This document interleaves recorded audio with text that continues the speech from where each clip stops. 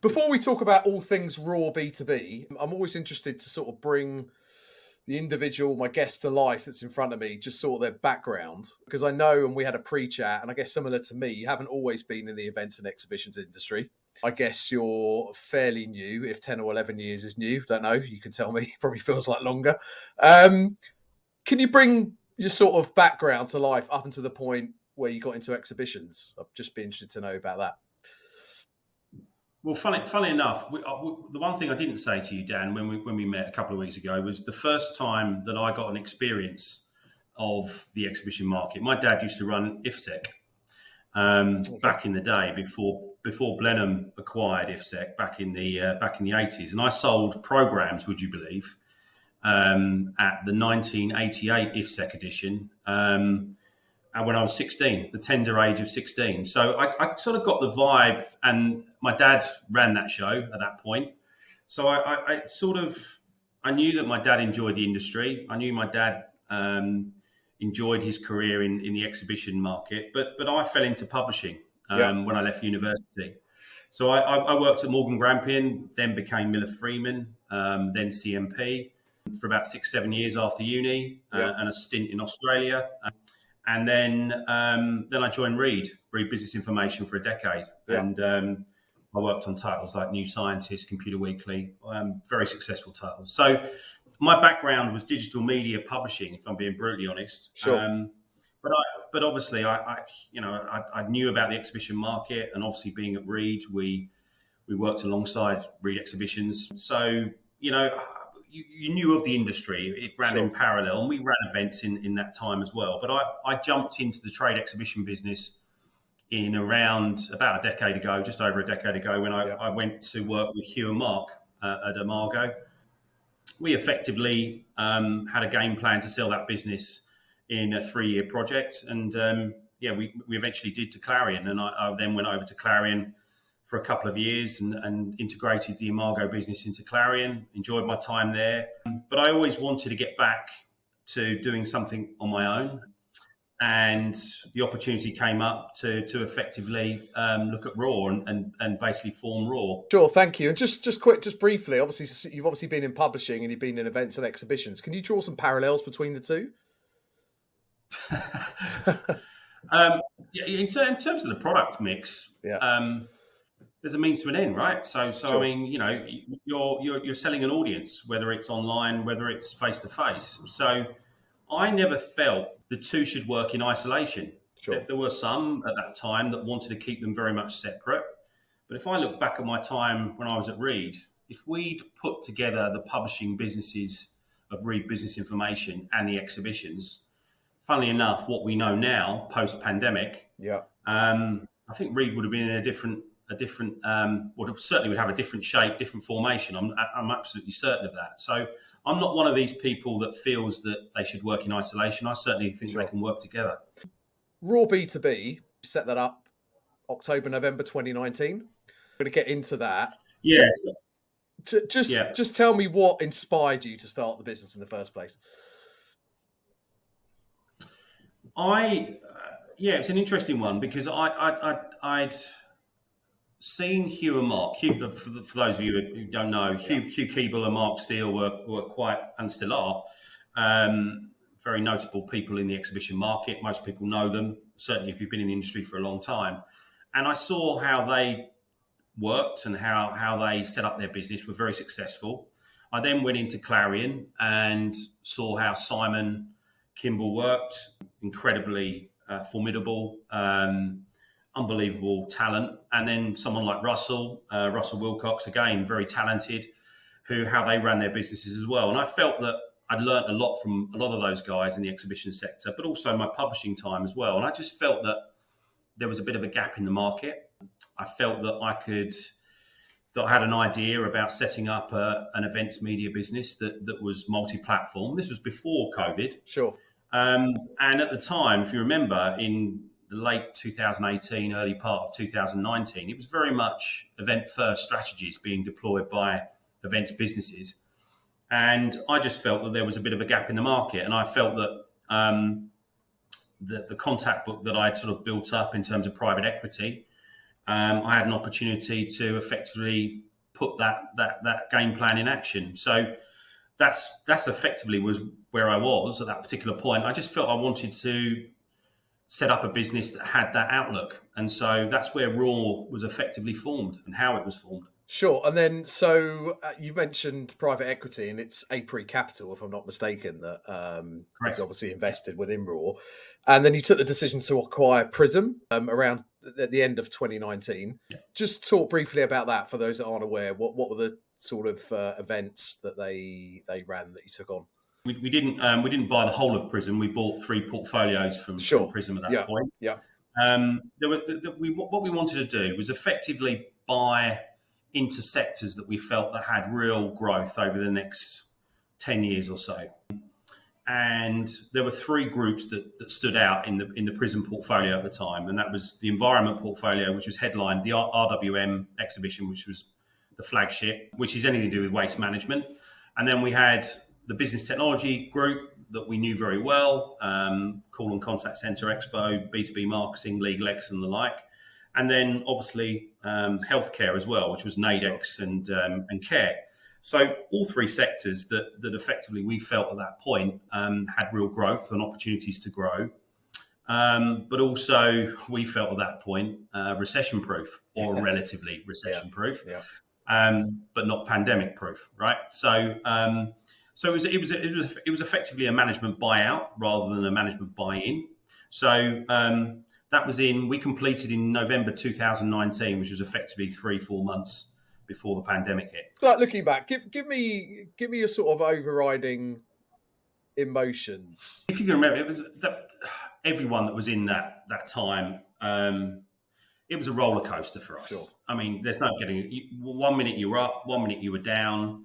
But the initial feeling, when the announcement, I remember it was around St. Patrick's Day, March 2020, around that sort of time, I remember. And I went over to Excel at the same time, I think around that sort of time. And I went to Cloud Expo, which was a Closer Still event. And I felt so sorry for the Closer guys. Yeah, I was running it. Were you running? Yeah. I don't feel sorry for you, Dan, right? But no, you know what I mean. Yeah. And I always remember going into a board meeting the following week, and there was a decision whether or not we were running our events, the first events that we were going to run as ROAR. And there was no way in a million years that we could run those events after seeing Cloud.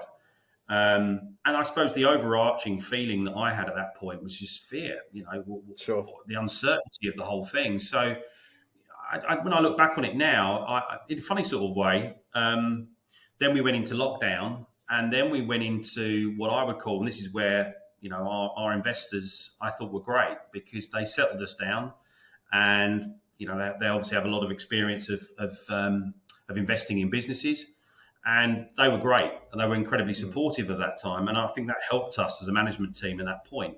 But I think the overarching feeling, as I've said, I think it was just fear, uncertainty, keeping people, that were working in the business on an even keel. That was incredibly tough. So, when I look back on it now, I look back on it and think, there was lots of walking, lots of biking at that time, if you remember, and watching Boris, which was fun in its time as well. So I look back on it, and funny enough, when I look back over the period of time, 2020, where we knew that we couldn't do too much at that point.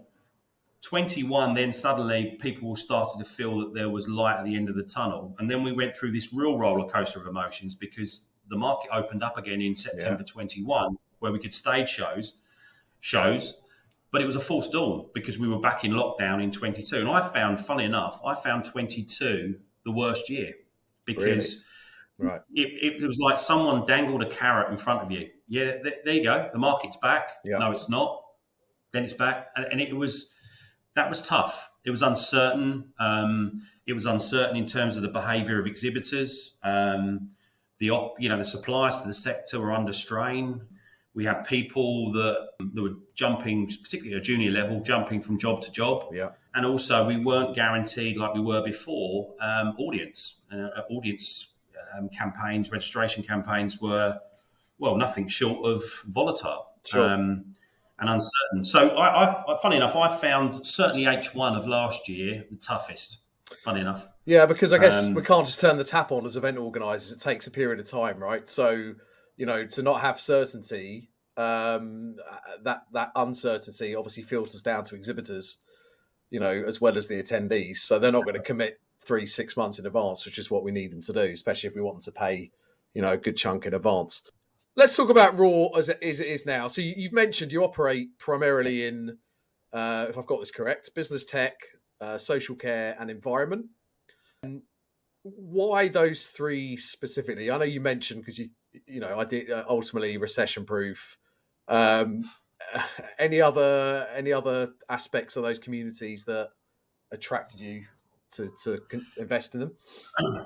Yeah, I mean, the great thing about the environment space, funny enough, the acquisition that we made in 21, the tail end of 21, which was EMG, the Let's Recycle brand.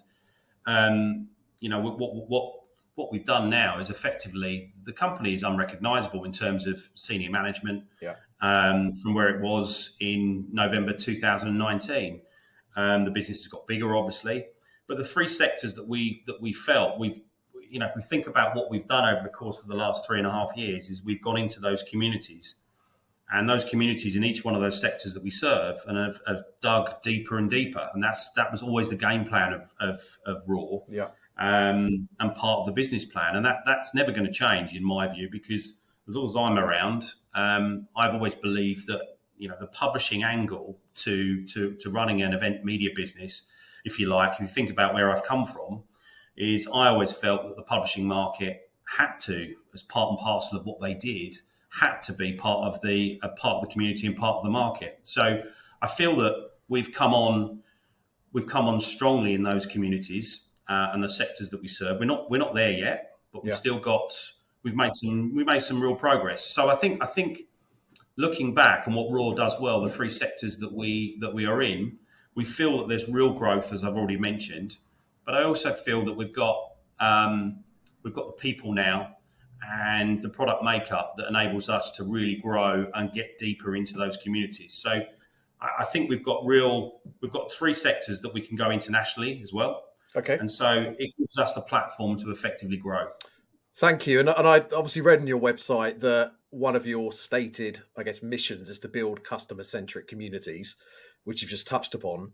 What do you mean by customer-centric community in that regard? Well, when you talk about customer first, one of the first things that we had to do, and we couldn't stage a show for the first 2 years of ROAR's life, was customer service.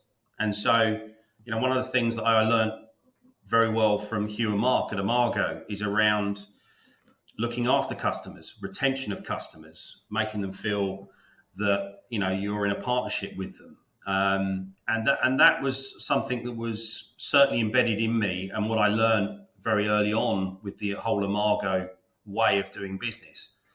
And we wanted to do that in the propositions that we effectively acquired. Sure. And we wanted to do and follow that blueprint. So that's what we mean by customer centric. It's a partnership for me. It's not it's not a sort of a buzzword, customer centric. Sure. Yeah. It's a partnership. You're building partnerships. You're building relationships with people that enable you to have a longer term partnership with those people, whether it's a customer, whether it's a visitor, whether it's a supplier, whether it's an association that works alongside you. So, that's what we mean by customer centric. Sure. Thank you. And I guess you obviously have to always continuously listening to the needs of that ecosystem of the market that you're within, right? You've mentioned some of the stakeholders.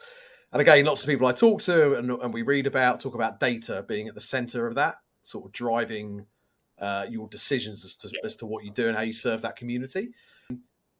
How does that manifest itself within ROAR? So again, people I talk to say, yes, they're an events or a publishing business, but actually they're a data business at the heart of it.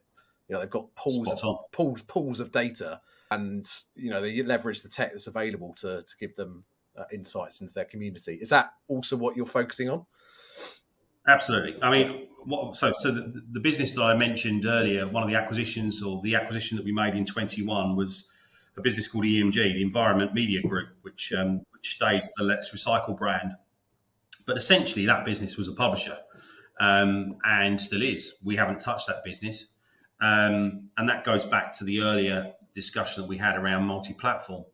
And so for me, this is a virtuous circle. You've got a publishing business, which is at the heartbeat of the waste management industry, i.e. letsrecycle.com. Yeah. And it's churning off eyeballs and it's churning off data, which effectively can build a big foundation for the event platform.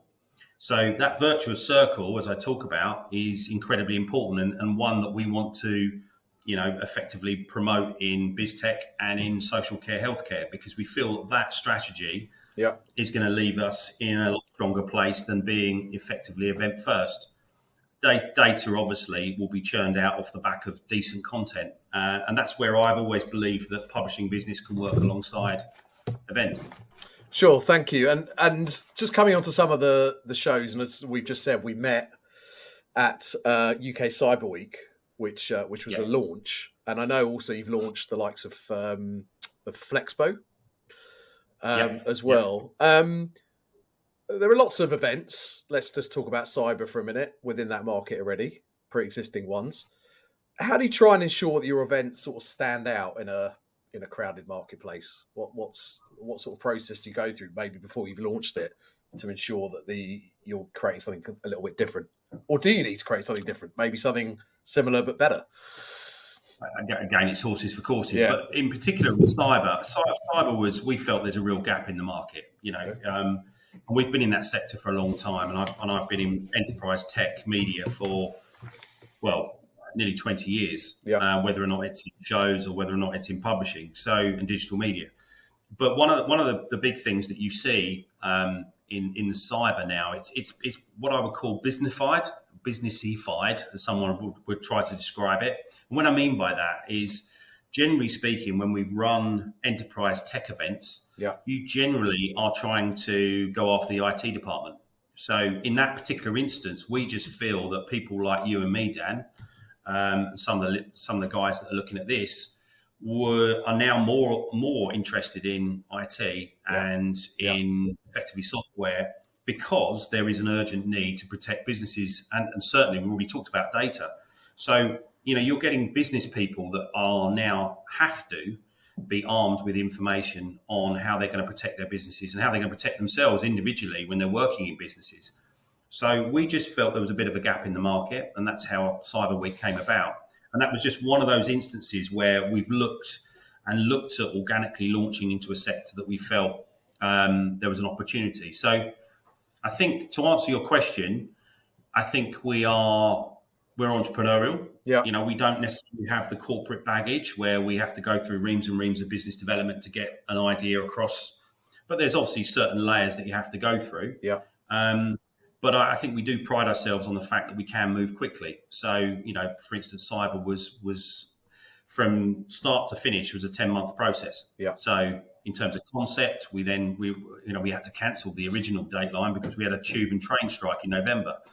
So, and we got a very good, sizable first launch out, which has now enabled us to go in and be quite ambitious for the next couple of years. So I think it's horses for courses, but generally, there are plenty of ideas that guys in the ROAR business come to me left, right, and centre about how they want to launch this and want to launch that. So some we believe in, some we don't. That's just the very nature. Well, I guess that's entrepreneurial. Thank you. I guess it's a positive thing that people can feel that they can approach you to discuss ideas. Obviously not all of them to come to fruition, but you want to foster that sort of entrepreneurial spirit, I guess, that people can come to you and talk to them. I think it's critical in a small, medium-sized business like ours. It's going to be the lifeblood of how we grow. So we've got a very, what I would call, strong management team that effectively are making a lot of these decisions. It's not just me. I'd lean on the management team that has changed dramatically over the course of the last 3 years. We brought in Rob Moat, who was the owner of EMG, Lucy Howard, who's our marketing director. So there's a number of what I would call key management stakeholders that look at a number of different ideas to bring forward and organically launch. Sure. And the shows themselves, again, people I speak to say there's definitely been a a step change to what, attendees and exhibitors expect and want, sort of pre and post pandemic, or do you see them as basically the same? Networking, content, doing business. Have you seen a shift in what people are telling you, what they want specifically from the events? Yeah, I think there's been a shift. Yeah, I think anyone that's painting a picture that everything's just like it was. Yeah. I think personally, that's just my own opinion. I think they're wrong. I think things have changed. I think working patterns, working behaviour has changed. People are working obviously more remotely than they ever did pre-pandemic. Sure. And I think it is harder to get people to events. So content is key. Making sure there's a real need for someone to come out of their home. Let's say they're working from home to come to Excel, NEC, Olympia, wherever it is. There's got to be a real need, and I think you've got to work harder. And so I've certainly noticed that you have to pedal harder, and I've seen that in our marketing teams. And we've, considering that we only have been running events in the past 2 years, we've done, I think Naidex is on its 3rd edition, and it's been very noticeable. And when you look at your tracking of those 3 editions since ROAR took over, the first one was in September 21, the second one was in July 22, and we've literally just done the 3rd edition in ROAR ownership in March 23. So there was effectively 3 editions in 18 months, and every show has got better. Sure. And so, you've learned a hell of a lot on that journey, but certainly we've had to pedal harder. So I definitely think there has been a shift without question. Yeah. I think also as well, especially for free to attend events, gone are the days where people would sign up 6 months ago and you could possibly rely them to attend. Now you've got to work even more harder to keep that communication and engagement consistent throughout that period. Whether it's 3 months, 6 months, you have to continuously, as you said, remind them of the reasons of the benefits of coming and what they're going to do there. And I guess technology as well can help. There's been obviously a plethora of event tech. I'm not talking about virtual event tech. Is that something you embrace generally in terms of new technologies and innovations in the business to enhance the attendee and exhibitor experience? Yeah, I think there has been a level of technology that we've embraced. I think we've been very fortunate, particularly in the environment portfolio, that we've got a publishing business or digital media business that backs our marketing campaigns up. Sure. So, and that's going to be the game plan for our other portfolios as well. So, absolutely, I think that it depends on the sector you serve. I mean, you think about the 3 sectors that we serve. In business tech, you can introduce as much tech as you like because you're effectively preaching to the converted, right? But in the environment space, a fairly traditional market and sector, there is a different need. So I do think it's horses for courses. But to answer your question, without question, I think that there's going to be. I continually think that the sector will there'll be an evolution, a constant evolution of different thinking. And I think that's healthy because I do believe that before the pandemic, I think we took a lot for granted in the sector. I think when we look back, and we did, I think we got a bit complacent. Yeah. And so there was one good thing to come out of the pandemic. I think that it's maybe up to all our games. Sure. Just turning to acquisitions, and I guess just from a general perspective, and obviously you've been involved in acquisitions. For people that are listening, just talk to me briefly about the sort of process. What sort of things do you look for when you're looking to acquire a business? Whether it's maturity, the management team, is it just about the numbers? Is it a combination of factors? Numbers are important. Yeah. Don't get me wrong. The synergy with the sector, is key. When we looked at the EMG acquisition, it was a no-brainer for us. Sure. It sat very nicely with us, and the number of opportunities that we're looking at the moment. There's obvious synergistic opportunities that you look at and go, that makes obvious sense. But funny enough, the things that I look to is you look at the people that you can work with as well. I think that's crucial. And I look at Rob Moat, who joined us, and Rob's been fantastic. He's run his own business for 20 years. He's now a fellow director at ROAR. He's been in the integral piece of the jigsaw in terms of integration with ROAR. So you do look for people that without question. If you think that you can work with people, if you think those people can integrate within ROAR, have the same sort of outlook, I tend to look at people probably more than I should, if I'm being brutally honest. I think, I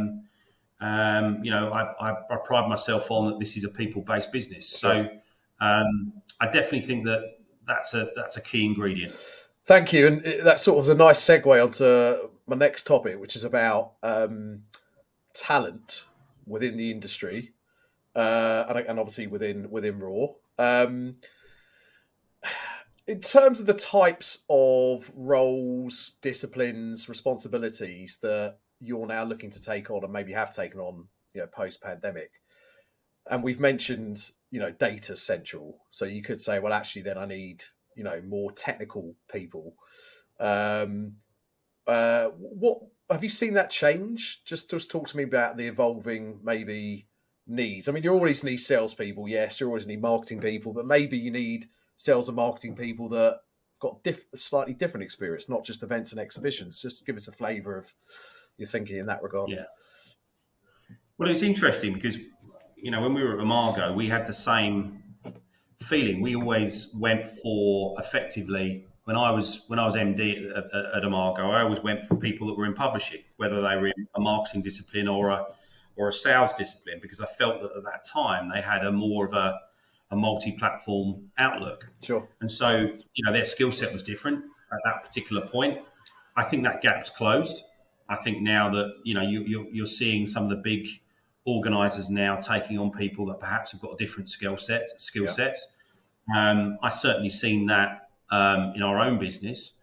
Like for instance, Lucy, who's heading up our marketing teams, she doesn't just have mainstream exhibition experience. She has what I would call media experience. So I definitely have seen the shift. Yeah.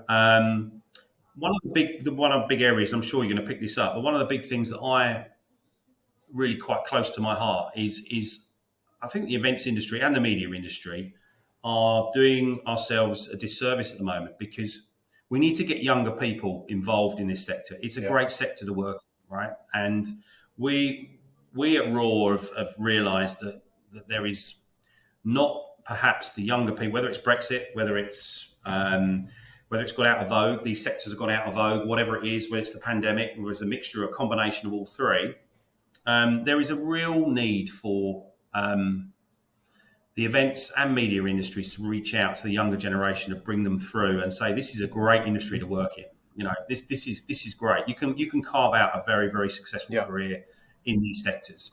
And we're doing a lot of work with some of the local schools here in Southwark, and some of the universities as well, to try and get graduates and younger people to come into our business at an early age, when they're leaving school or when they're leaving university. And I think that's a major issue for the business, for not for us, but also for the sector. So I think your question is right, but I also believe that there are some urgent needs in terms of talent acquisition. Yeah, and to be honest, when I started this podcast 2.5 years ago, people be telling me the same ever since.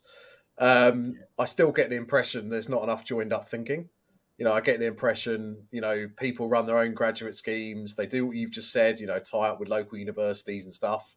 But industry wide, I can't help but think that there needs to be more joined up thinking, whether that's led by an industry association or, I don't like the word steering group because it sounds quite dull and dry, and sometimes I don't tend to do anything. But you get what I just think there needs to be, some more joy. Would you agree with that in terms of, totally. I think everyone's got their day jobs, right? Yeah, and so sure. I get it.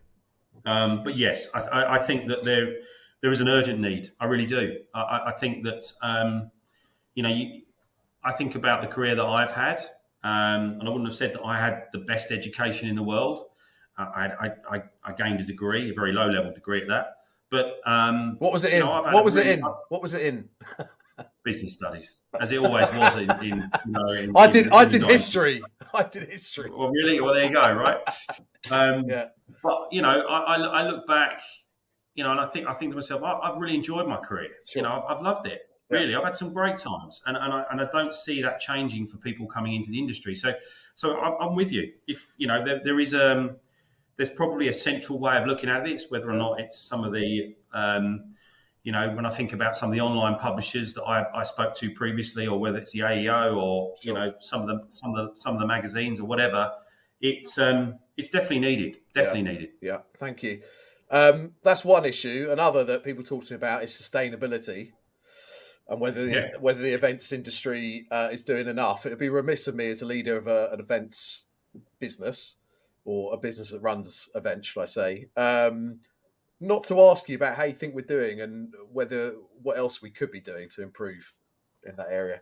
Yeah, it's an incredibly tricky one. I was with a friend over the weekend who completely operates a business in a different sector, and in every business, every sector that people are working in, there's a need to do more, without question. We know that, and I think there is this move that, in the next decade in particular, and maybe after the next general election, there is going to be even more emphasis on businesses to become carbon neutral on what they do.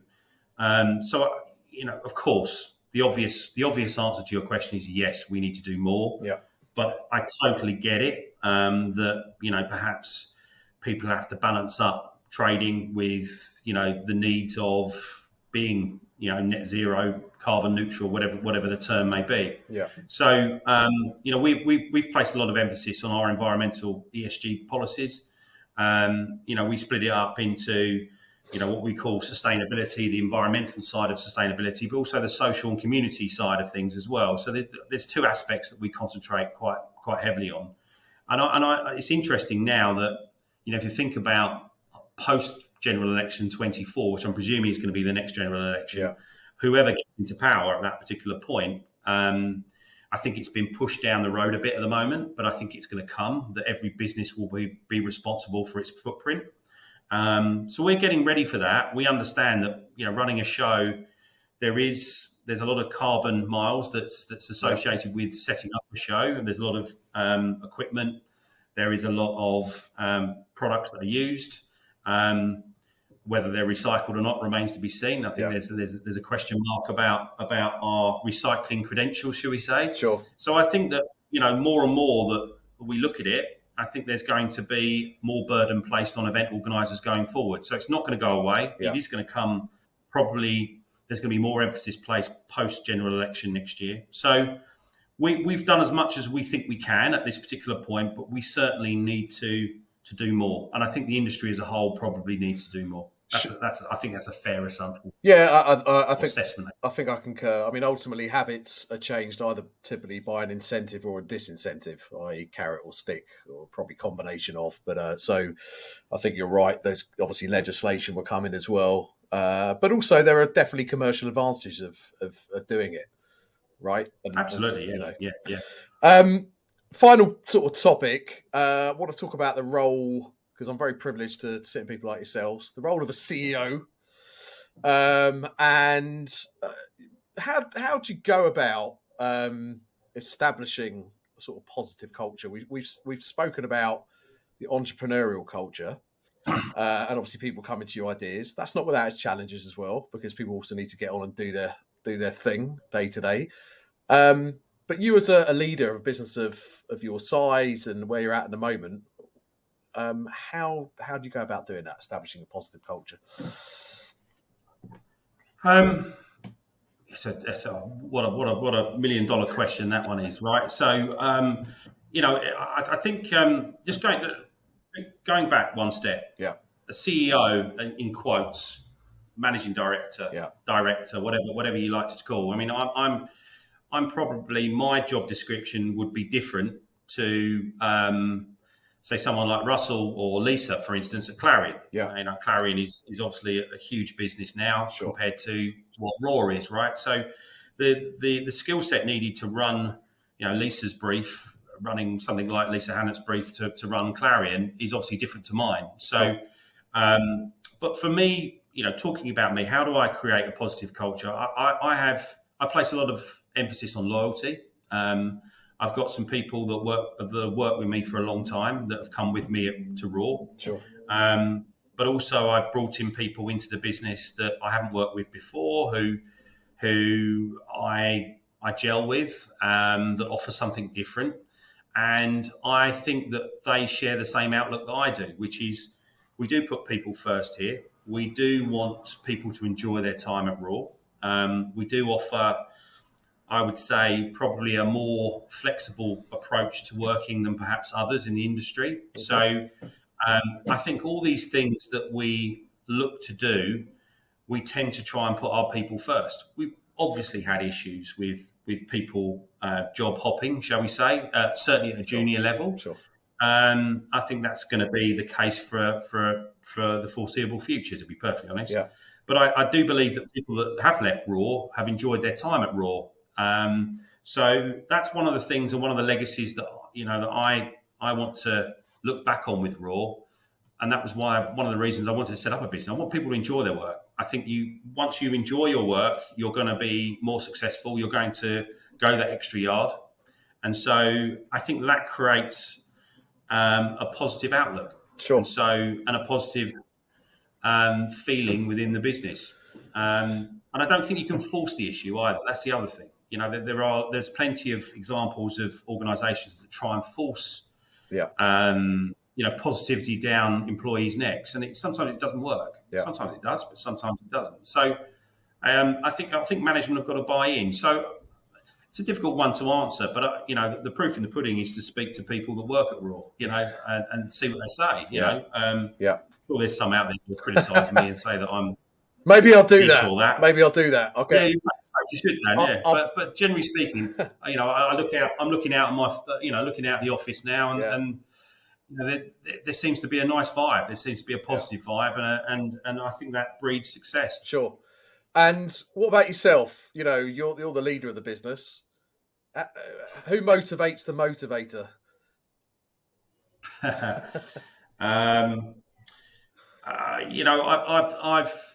I can't deny it. I love it. Yeah.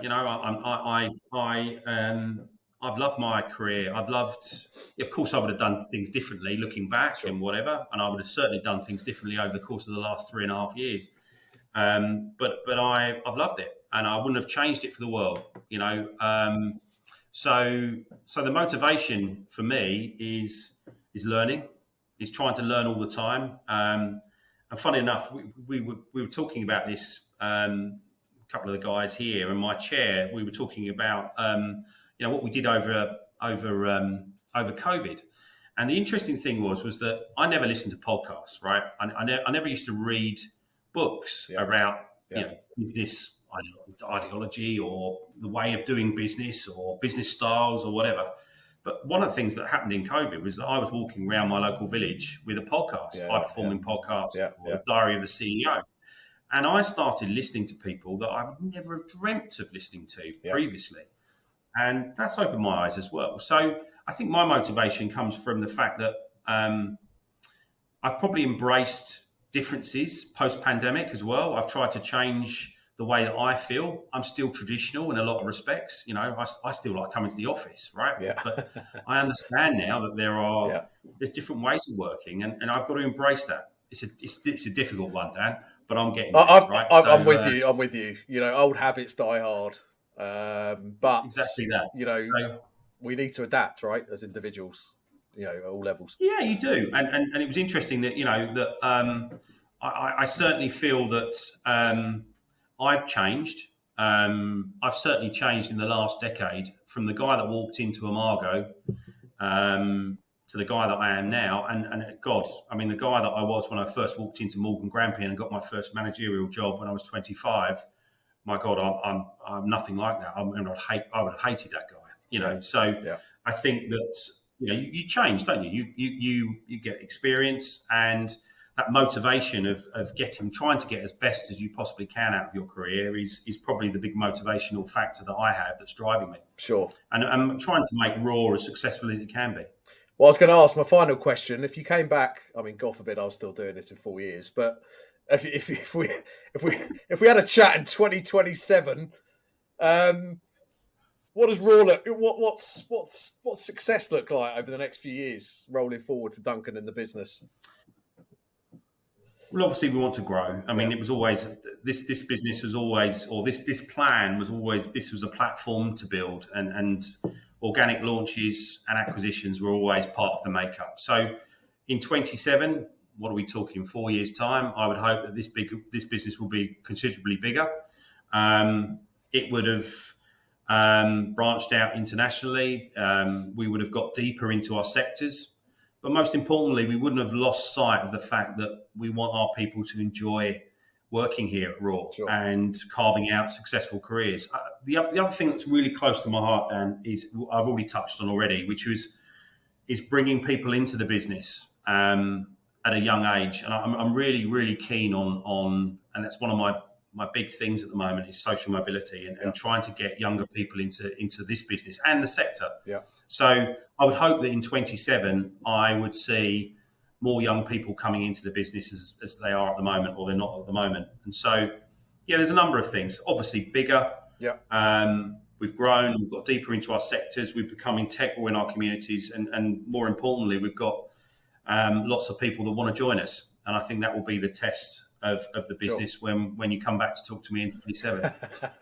Look forward to it. Thank you. Mate. And anyone that's listening, young or not young, equal opportunities, and they're interested in maybe working with you guys, I guess they should check out your website, check out your LinkedIn, see what opportunities. And I guess you're always open for speculative approaches as well.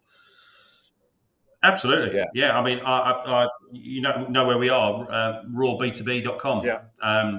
I'm more than happy to talk to anyone that has ideas or wants to come and join us. So, feel free. Perfect. Thank you so much for giving up your time today, Duncan. Wish you the very best of luck for the future. Thanks, Dan.